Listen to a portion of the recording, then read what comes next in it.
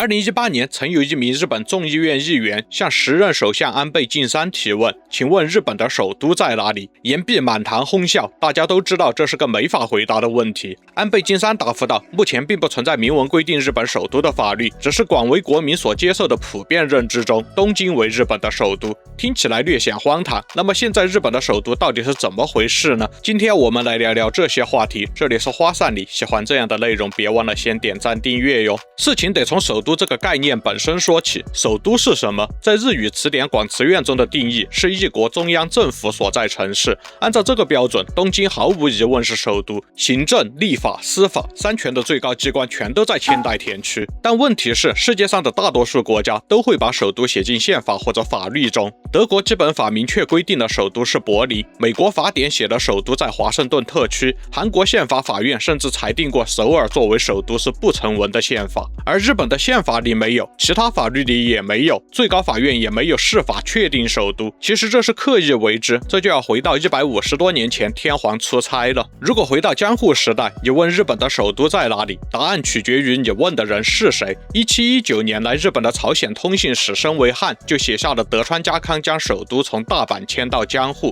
在他看來首都早就是江戶了。但如果你問日本人，反而大部分都会说首都是京都，因為天皇住在京都。而日本自古以來首都就是和天皇家族常住地重合。江戶時代日本有3座核心城市，大阪是商業之都，號稱天下糧倉，全國物資在此集散。京都是文化之都，自從公元794年桓武天皇在此營建平安京以來，天皇世世代代居住於此。這裡是日本1000多年來名義上的中心。江戶則是政治之都，德川家康在此建立幕府之後，這座城市以驚人的速度膨脹，其巔峰時期人口達到了120萬，不僅遠超大阪的40萬和京都的30萬，更可能是當時全世界人口最多的城市。全國300番的大名每年輪流來此參勤交代，家眷常年留作人質，政務在此處理。江戶是毫無疑問的日本政治中心。按照先前日語首都的定義，江戶最接近首都，它有日本中央政府的一切運行職能，卻唯獨差了最重要的國家元首這一中央政府機構。偏偏名義上，當時3權都屬於國家元首天皇，所以形式邏輯的說呢，當時日本的首都還真就是京都，日本人自己的認識才是對的。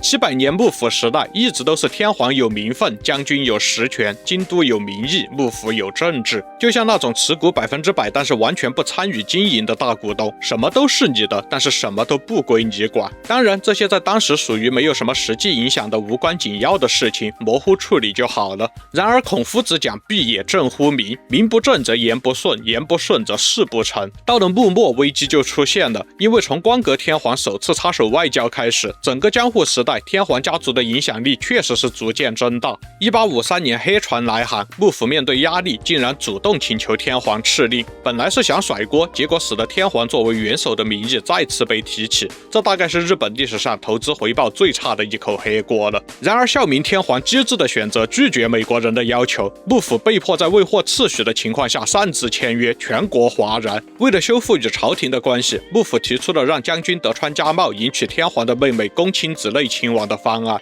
孝明天皇開出的條件相當苛刻，包括幕府必須推進攘夷，廢除與西方國家的條約，加強鎖國。幕府全都答應了，但是根本沒有能力去做。從此開始，幕府將軍重新回到了要向天皇述職的位置，並且和以前偶爾的見面時天皇禮遇幕府將軍不同，年輕的德川家茂在各種地位都被放在了4大臣之下。在朝廷的壓力之下，幕府發布了攘夷令，令文中特別強調奉朝廷之命。幕府被朝廷要求去做這種根本不可能做到的事情，本身就顯示權力的變化。顯然出現成果時會是朝廷和幕府分功勞，而任何的失敗都是削弱幕府的力量。此後将軍家茂21歲暴斃，隔了1個月孝明天皇也駕崩了。在明治天皇和德川慶喜的時代，政局急劇動盪。到了幕末最後的日子，即使是以政治中心作為判斷首都的標準，日本事實上的首都也已經從江戶回到了京都。薩摩和長州結盟武力倒幕，慶喜審時度勢，宣布大政奉還，希望摇身一變成為改革後的日本大統領。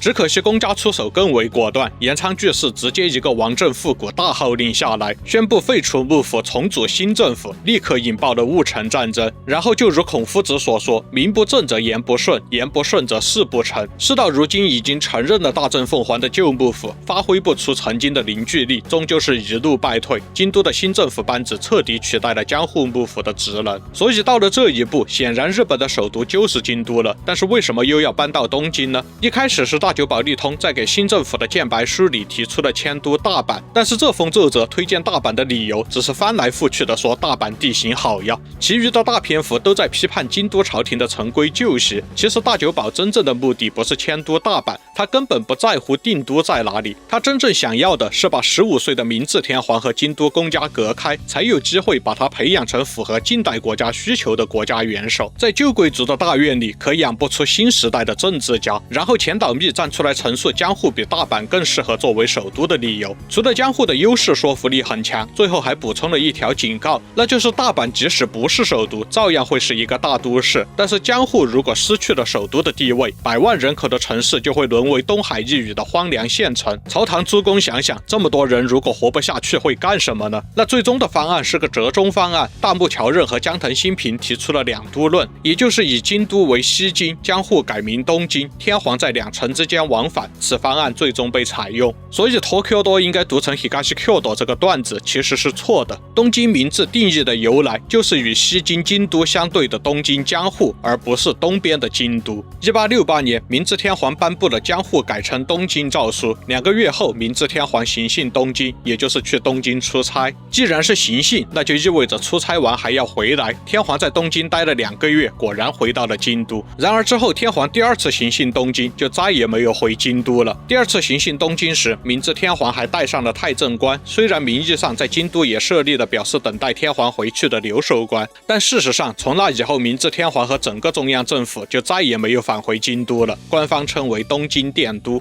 這個說法本身也很微妙，殿都而不是遷都，遷都是把都城從京都搬到東京，意味着京都不再是首都了。殿都只是在東京確立一個都城，並沒有說京都就不是了。明治政府自始至終都沒有發布過遷都宣言，為什麼不發呢？新政府要員廣澤真誠就此回答說，現在要先穩固政府的基礎，遷都令可以暫且擱置，等萬民歸心之後再頒布不遲。結果這個等大家接受了再說，一等就是150多年，遷都宣言至今都沒有頒布啊！下次是哪一次？改天是哪一天？有機會是什麼機會？誰也不知道。東京殿都之後4年，又推行了廢藩置縣，東京、京都、大阪都被定義為府，三者行政級別完全相同，之後也是將近100年沒有改過。直到1950年，日本終於通過了明確寫了東京是日本首都的首都建設法，但是6年之後，這部法律又被廢止了，取代它的首都圈整備法只寫了首都圈的範圍是關東這幾個都縣，卻沒有說具體首都是哪裡。當然，因為現在實行的是這個法律，大阪和京都肯定都和首都無關了，但這還是可以繼續做個梗。比如廣為流傳的軼事，天皇乘坐新幹線抵達京都站時，京都站長會說歡迎回家，天皇下車時，歡迎的人群喊的也是歡迎回家。而且事實上，皇家禮器也確實有很多都繼續留在京都寓所中，比如天皇的高御座，也就是日本的龍椅，就一直在京都寓所裡。每次新天皇要在東京即位時，再送到東京的登基儀式上用，事後又要運回京都。當然，如果天皇選在京都辦登基儀式，那就沒有這些麻煩了。其實日本在90年代又認真的討論過首都問題，那個時候泡沫經濟剛剛破裂，東京地價暴漲的後遺症還在，連日本政府都有一流企業賣大樓的心思了。1990年，參眾兩院通過了國會等移轉決議，1992年制定了相關法律，1999年推出了3個候選地，分別是立木福島地區、岐阜愛知地區以及三重畿內地區。計劃首都為一座人口56萬人、面積8500公頃的城市，預算12萬億日元，然後就沒有然後了。2001年，小泉純一郎上台搞都市再生，本質是把錢和人進一步集中到東京。新都計劃的討論在2003年以一份我們覺得應該搬，但是現在還搬不了的中間報告收場，從此再無下文。各個候選地已經運營了數年的招商引資事務所相繼關閉，議員聯盟全部解散，最終和明治時代那個等大家接受了再說的遷都宣言一樣，新都計劃悄無聲息地被時間吞沒了。